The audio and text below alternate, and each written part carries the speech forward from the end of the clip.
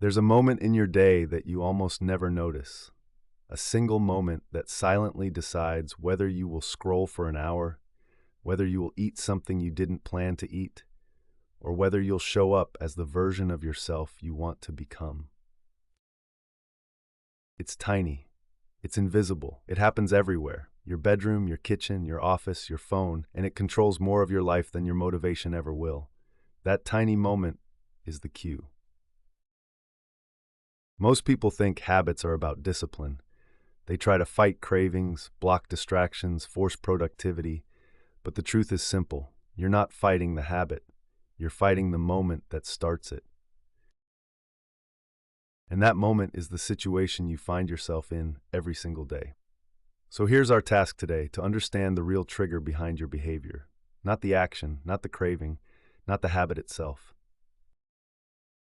The task is to identify the cue, the exact signal that wakes up a behavior inside you. For example, your phone lights up. You pick it up without thinking.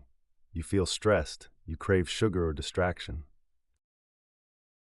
You walk into your room. Your brain switches into scrolling mode.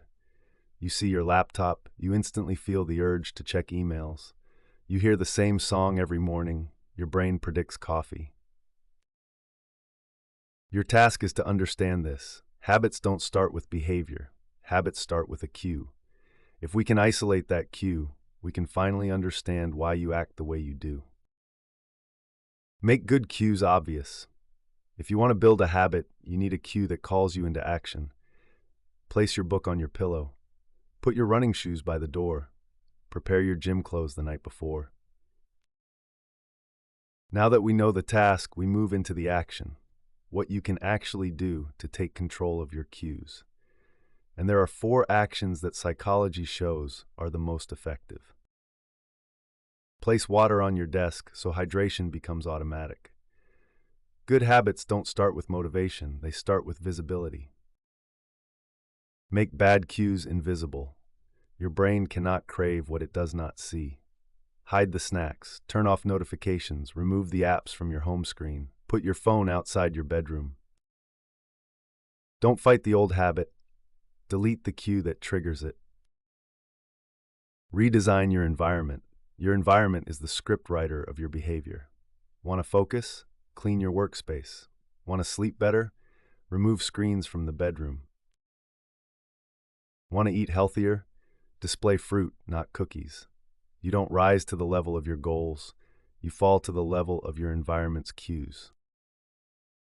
Replace, don't resist. You can't erase a cue, but you can replace the behavior it triggers. Stress, stretching instead of snacking. Boredom, journaling instead of scrolling.